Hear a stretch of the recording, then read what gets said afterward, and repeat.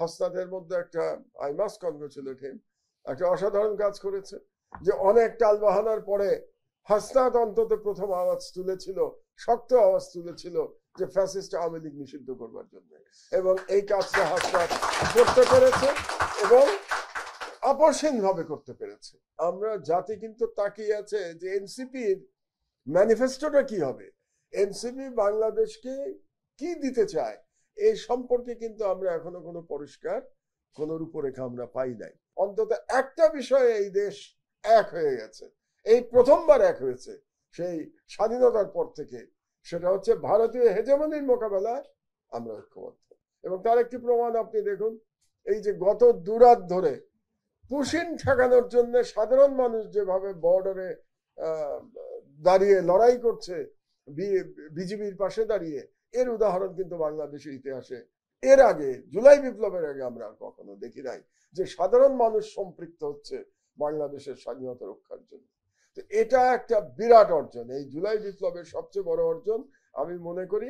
অন্তত এক্সটার্নাল থ্রেটের ব্যাপারে একটা জাতিকে ঐক্যবদ্ধ করা, এর জন্য আমরা ইয়াং জেনারেশনকে একটা ধন্যবাদ দিতেই পারি যে আমরা যেটা পারি নাই, এই দীর্ঘ সময় ধরে কথা বলে পারি নাই, এরা এই বাচ্চা ছেলেরা তাদের রক্ত দিয়ে তারা কিন্তু জাতিকে এক্সটার্নাল থ্রেটের ব্যাপারে ইউনাইটেড করতে সক্ষম হয়েছে। এই জন্য আমি হাসনাত, সাদেক, হাদি সবাইকে আমাদের প্রবীণ জেনারেশনের পক্ষ থেকে তাদেরকে ধন্যবাদ জানাচ্ছি। অনেক কাজ বাকি আছে। এখন আমরা জানি একটা গণতান্ত্রিক সরকার সামনে আসবে, সেই সরকার কিরকম হবে, সেই সরকার কি সংস্কার মানবে কিনা, আদৌ কোন সংস্কারটা তারা মানবে কোনটা মানবে না, সেটা সম্পর্কে এখনো জাতি সম্পূর্ণ অন্ধকারে।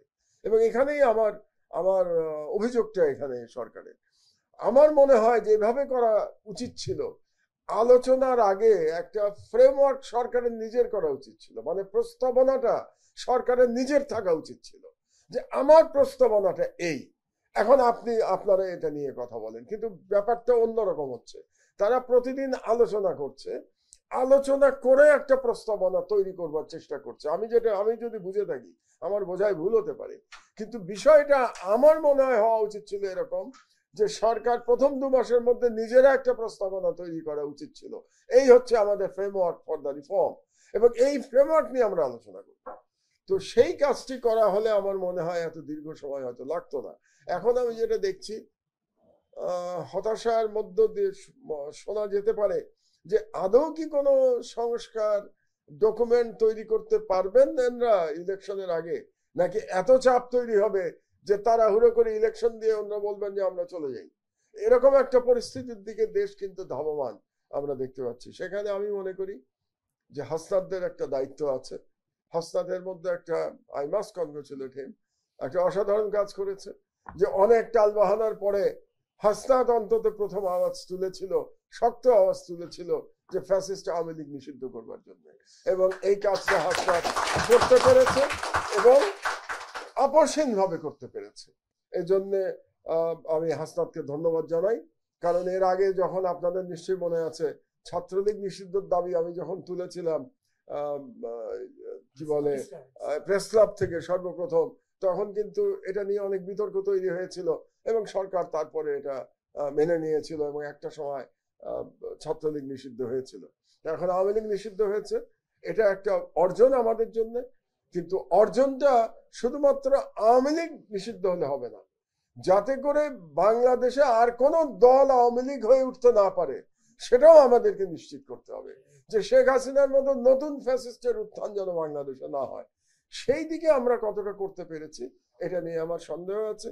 এবং আমরা যে তরুণদের দলের কাছ থেকে যে আশাটা করেছিলাম, সেখানেও বেশ কিছু নিরাশ হওয়ার মতো ঘটনা ঘটছে। অনৈক্য দেখতে পাচ্ছি তাদের মধ্যে, তাদের ফিলোসফিতে মনে হচ্ছে একটা বিতর্ক দেখতে পাচ্ছি যে তারা আসলে বাংলাদেশকে নতুন কি দিতে চায় সেই সম্পর্কে জাতি এখনো অন্ধকারে।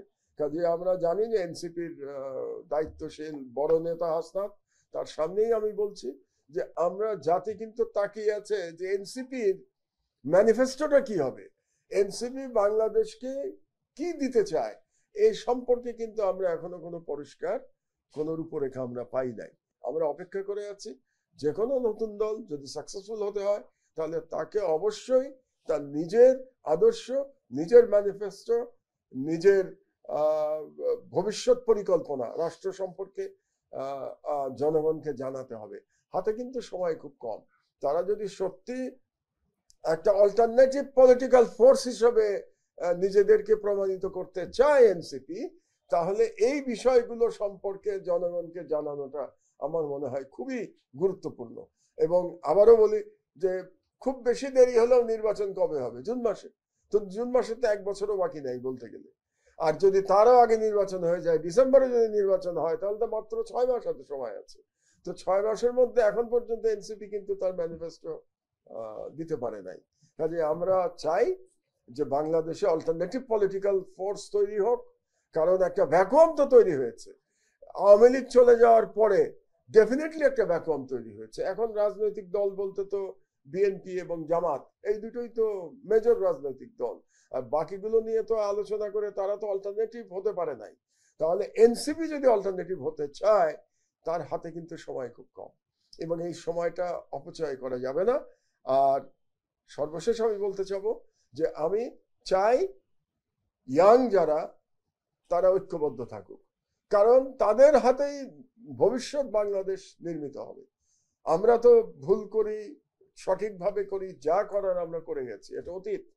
এই অতীতের অভিজ্ঞতার উপর ভিত্তি করে তরুণদের রাষ্ট্র পরিচালনায় এগিয়ে আসতে হবে, এবং রাষ্ট্র পরিচালনায় এগিয়ে আসার জন্য ভিন্নমত থাকতে পারে দলের মধ্যে, কিন্তু ওভারঅল একটা ঐক্য থাকা খুব গুরুত্বপূর্ণ। এই ওভারঅল ঐক্যটার জন্য জাতি আমার মনে হয় এখনো তরুণদের দিকে তাকিয়ে আছে, এবং তারা যদি একটা অল্টারনেটিভ পলিটিক্যাল ফিলোসফি নিয়ে এগিয়ে আসতে পারে, তাহলে জাতি উপকৃত হবে। এবং একটা ব্যাপারে আমার নতুন করে আমরা ঐক্য চাই, যে হাসিনার ফ্যাসিবাদ এবং ভারতীয় হেজেমনি, এক্সটার্নাল থ্রেট এবং ইন্টারনাল থ্রেট, এই দুটো সম্পর্কে আমরা যেন সজাগ থাকি, আমরা যেন আবার আমাদের স্বাধীনতা হারিয়ে না ফেলি।